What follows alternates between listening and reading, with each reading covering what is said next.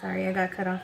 I think just having experienced someone who just was completely the opposite, who tried to understand you, and when you work with someone who doesn't want to understand or simply can't relate to you, doesn't try to, it's very it's very easy to feel that way, and I tried not to make it personal.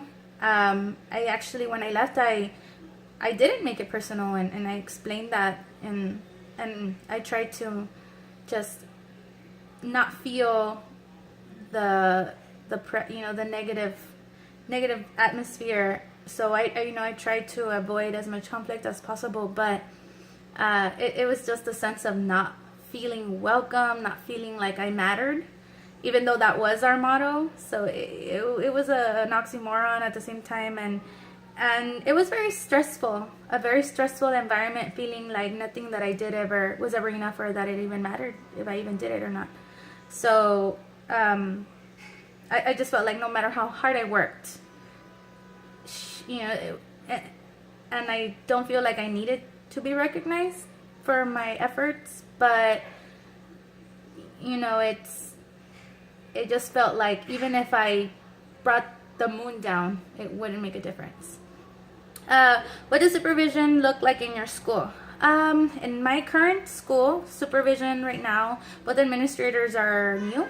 This is their first year as administrators.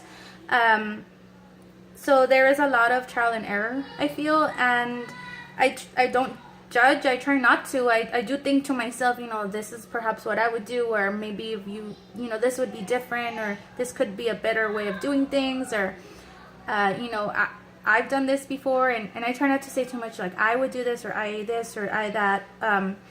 But it's very hard, I think, and as an administrator, you cannot give others so much room to give opinion, because in the end, what you decide and what you say goes, and you cannot put yourself in that situation. After taking some of the leadership classes, I've understood that.